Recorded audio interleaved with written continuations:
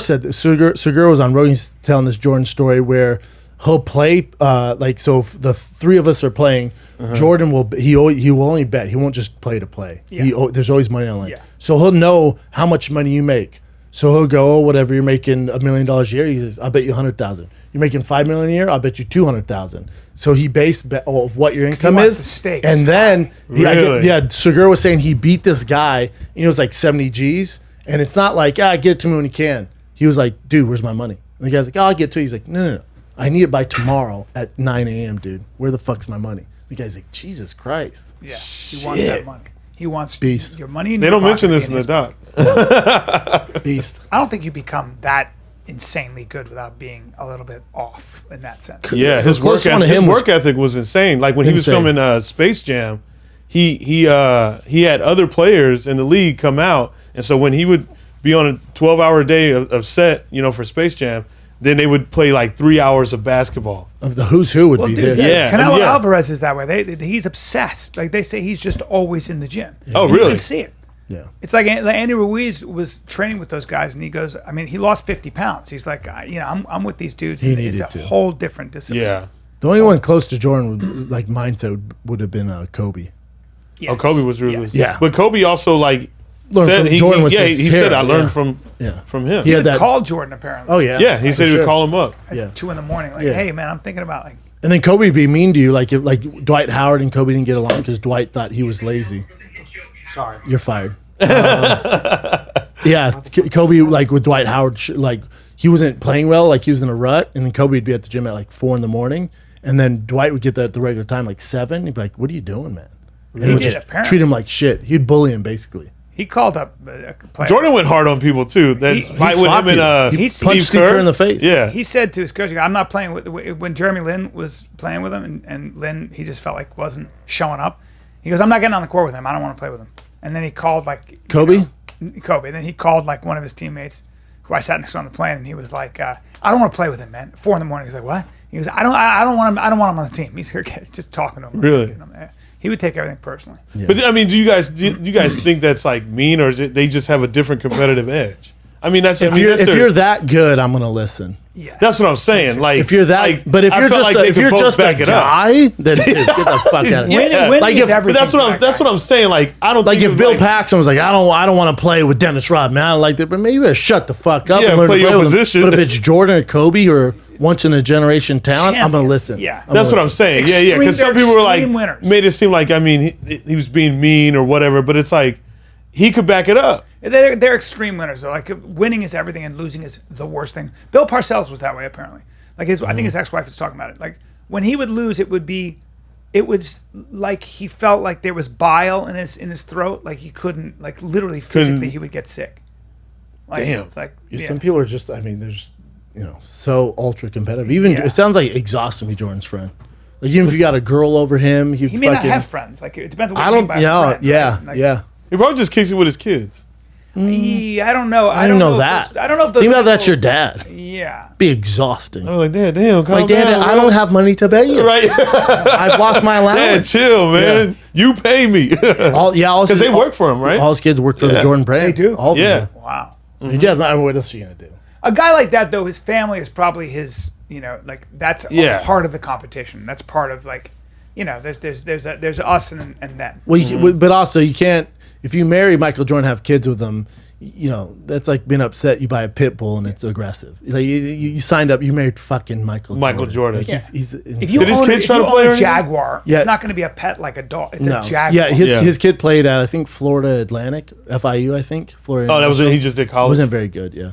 Oh, really? I wonder how Michael Jordan. Yeah, I wonder how he would be like. Did he try to coach or anything like that? Who, Jordan? Yeah, he owns the Bobcats. I know that, but he doesn't. He doesn't. Owner, right? He's too competitive. Yeah, like they drafted Kwame Brown, and and Jordan vouched for him, and then saw he wasn't very good. I guess the guy said something to Jordan. Jordan was 50 at the time, and this was his first day. And Jordan goes, "Hey, let's play 1-on-1." The kid's like, "Dude, you don't want to do this." And Jordan's like, "Yeah, I do." He beat him so bad. They said his confidence was he was a bust. His confidence, he never came back because Jordan destroyed him 1-on-1. At 50? At 50. He was up in the office in his suit and was like, "Oh, this is the kid I vouched for. dude, let's play one-on-one, and beat him so bad that the kid was like, Get in your kitchen. Gets in your kitchen. Because you always leave one window open in your house. Everybody thinks they got all the windows closed in their house. You find that one window's got a little like that. the Night Stalker. Just a little bit like that. Just a Or it's a little little loose, and the Yeah. lock's a little compromised, and he pop, and then now he's in your kitchen, and he's moving shit around, and you hear clanging, and now you can't do it. That's what he does. You can't. Your house ain't locked up to that degree, dude. That's an exact quote from the Night Stalker. That's right. Is it really? Yes. No, That's exactly what he. No, I'm telling you, that's He's a exactly what Night he. Stalker. Night Stalker said the exact same. there's always a way. And I wish you wouldn't quote into your him. house. I wish you wouldn't quote him. Right, He's a but bad person, but when that's it comes fine. to Hey, I thought his baseball career was pretty interesting too. Jordan's. never did an interview with Sports Illustrated again after they said his Michael Oh, Jordan yeah. in baseball. Yep. And the baseball players said nobody worked like him. Nobody worked that hard. I mean, Yeah, that's what Plus, they were for saying. him not playing since high school and going over, like he wasn't awful. That's what they were saying. And here's the other thing: neither was Tim Tebow, dude. Also, never played college. Tebow was pretty good. Yes, and now Tebow's getting a tryout with the Jacksonville Jaguars at tight end. He signed him. tight end. They signed him. They signed him, yeah. They signed him. Really? Urban Meyers is the coach, and that him and Timmy are super close, and they're also next door neighbors. Oh, and Timmy wants to play still. How old is he? He's pretty younger, yeah. He's gonna be older for he has to be. As a I think I'm tight end. 2 years older than him. Now, would 2 years. they use him as a? Are there? He's 33, plays, so- are there plays where he he's drops back. And throws the ball or no? same age pretty much. No, don't ask that question ever Okay. again. Okay. You're a Now- tight end dropping back throwing the ball? No, but no. A flea But flicker. no, When but you no. do a flea flicker? Nope. You Now you go- could use like a wildcat package on goal what I line or mean. something with him, but he wouldn't play tight end. He'd go over to quarterback. Oh. You could do a shift where And the he starting runs it in? quarterback, yeah, or he does the jump pass. He's a giant man, so I would imagine he catching balls for him. I don't know what his hands are like. Great hands. Tim's Great a, hands. Tim, dude, He's an Tim's a athlete. fucking athlete. Yes. Oh, and you want to talk about a savage, like Yeah. mentally? Tough as shit, Mentally, there's Can't no one- face him. Dude. and every bit of. You know how much scrutiny he gets and shit he gets? Speed. Doesn't No one can give fuck with a him. fuck. How old is he now? 33. Not terrible. Not terrible. Is that like an average age for a It's not. tight end? It's not like he's not like 36. Like Yeah. he in probably 2 years left, 2 years? especially at tight end.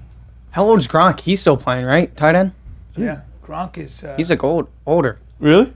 I'd say like probably. 36. There's no reason why he can't Tim, play really well. Timmy? I'm fascinated to see that. Will he start? I doubt it.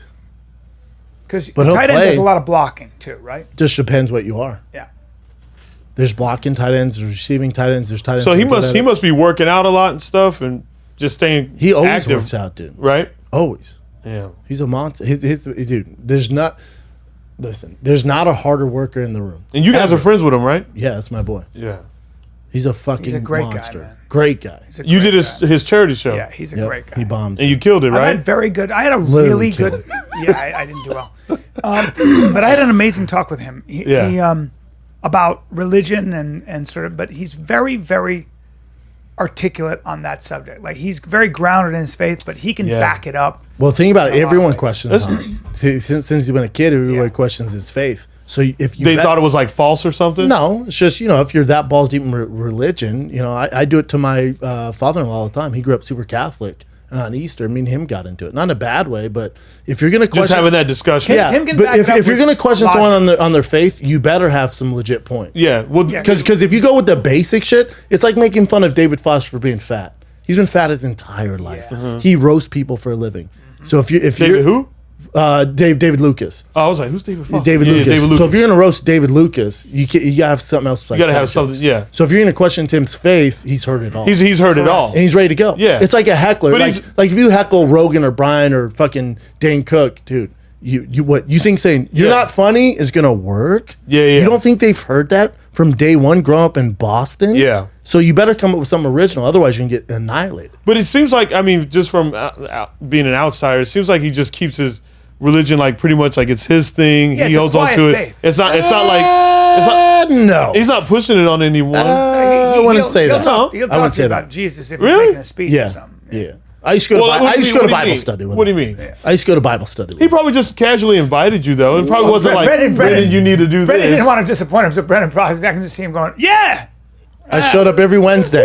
I showed up. I stopped going because I talked to the pastor and I said, yeah, I'm listening to you guys talk. And it was basically networking. It was all these famous people. I was like, this doesn't feel right, Yeah. man. So and then I said, so you were talking about today because they always have like there's always a theme every Wednesday, and we do at the Beverly Hills Hotel. And we got done. I asked the pastor. I said, so like my dad and brother don't believe in God. What happens to them? He goes, hopefully they do, man. Otherwise they're going to hell. I was like, that can't be right. They're great people. They're nice people. So what happens to the people that don't have the opportunity to learn about Catholic or Christianity? How about when I got off stage at the Laugh Factory? Right away, you go, bro, I figured out what you look like. I'm like, what? This is in front of a bunch of other comics. I'm like, what? You're like, you look like a Rottweiler who got his shit together. Oh, you do, bro. Yeah. Come on, man. I'm just saying, dude. Grab that mic, son. You do, bro. Look.